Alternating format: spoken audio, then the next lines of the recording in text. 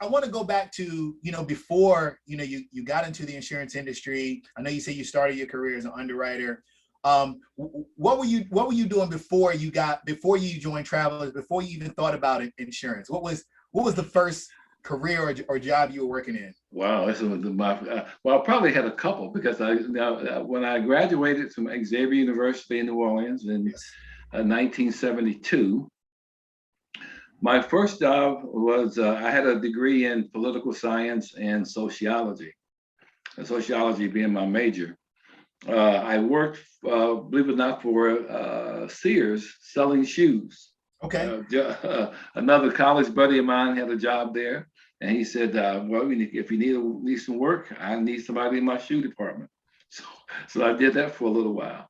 That was just kind of making sure that I could pay my rent and put my groceries in the refrigerator, but constantly looking for other opportunities.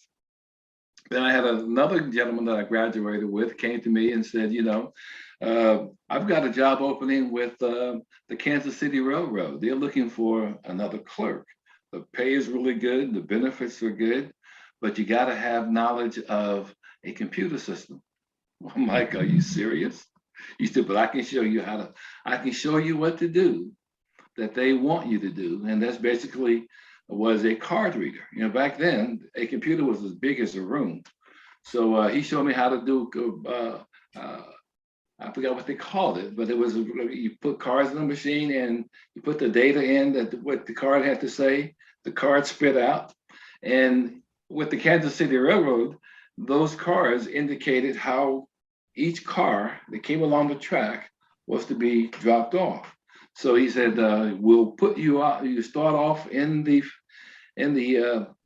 a brakeman. When the train comes in, you go out, you write down everything that's on the outside of the car. There's a number. That number is associated with what's in the car. So I would bring all that data back in to the clerk's office, and I had to sit down at a typewriter and punch in that information that created a hole in a card.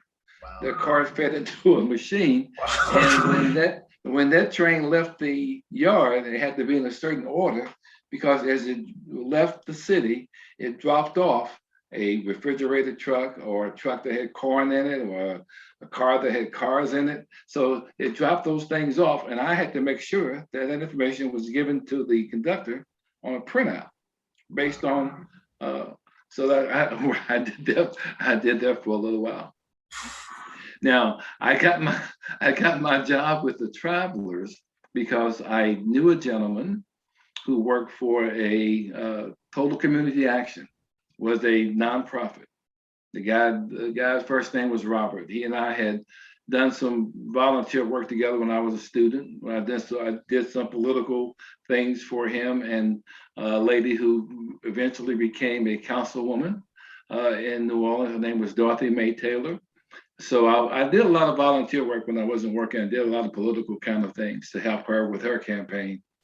So, and it's all about not what you know, but who you know sometimes.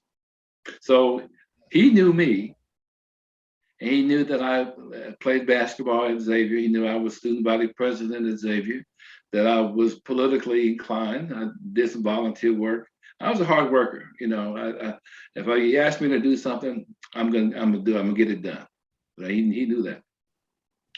He knew somebody who was a headhunter.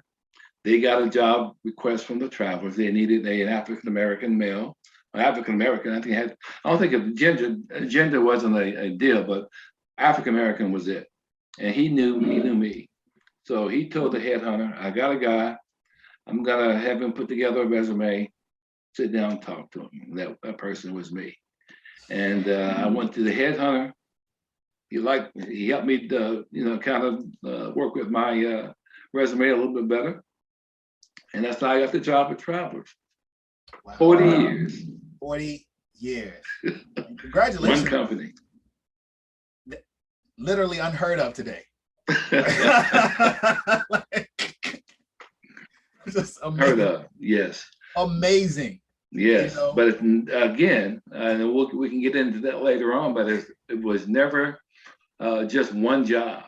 Right. It was one company with multiple opportunities that Absolutely. really kept me involved. Right. It kept me in a position where I was learning more about the industry, more about the people in the industry. Yeah. This is an industry that needs us. I'm convinced. Yes. And people need to understand, and our community needs education on the value of insurance, just like they know the value of investing their money or buying a home or even finding the right doctor. Insurance is valuable information. Absolutely. And people need to know why, and how to purchase it. Most people, and we all learn, and you know, they buy based on price. Well, I can preach on that. Yeah. In the absence of price, what is the next thing you look for? Is value. That's it. And so we want our agents to sell on the principle of value. So when they sit down with a customer, I would always tell them, make sure your customer understands what they got to protect. That's right. They got a lifestyle first, you know. Yeah. They have cars, they have homes, they have investments, first of all, they got a wage.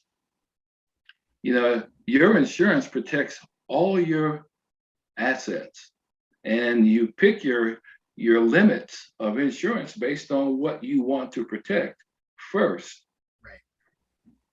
You know, your limits of liability on your car, you value your home, the liability that you carry on your homeowner policy. That's right. If you carry an umbrella policy, all of that's designed to protect your wealth. So I would try to encourage agents, talk to a customer about what they have to lose. If a customer says, I don't own a home, you know, I don't have but one car, I don't have a whole lot of money, but you got a wage. That's it. That's it. It's how much price, do you make? It's price versus cost, right? Yes. What is this? And what you have to lose? Not to you have. And it's always about what's your responsibility if you injure someone, or you the worst thing you can do is kill a breadwinner. Yeah. In someone's home by your actions in the car. Or I tell people to this day, when you invite people to the park to play soccer with you, and it's your invitation, and they hurt themselves, that's on you. It's on you. So you invited them there. If you didn't go out and scout the area and make sure there was no rocks or glass or things that could injure a person, they could say that's part of your negligence. You should have scouted that area. You should have picked a better area. You can be sued for almost anything these days.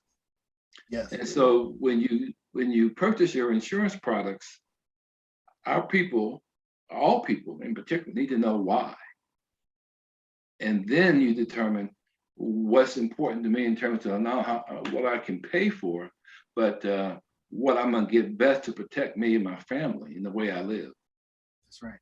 Because people don't hear the sad stories. That's right. But yeah, you see nowadays, working in the life and health space, we talk about the GoFundMes, that are out there, when folks are just, unprepared, for these things to happen. And it can devastate a family, as opposed to, having an asset in place that's going to help you sustain, or grow generation after generation. You have something, you're in a situation where you're being depleted generation by generation by generation, because you're always staying at a deficit, so to speak. So I get it. I mean, it's definitely valuable. And I hope with, these types of platforms, what it really does is it allows people to see the amount of contribution and impact that they can make in their own communities, right, by pursuing, a career, in the insurance industry, by getting into this space. Mm-hmm.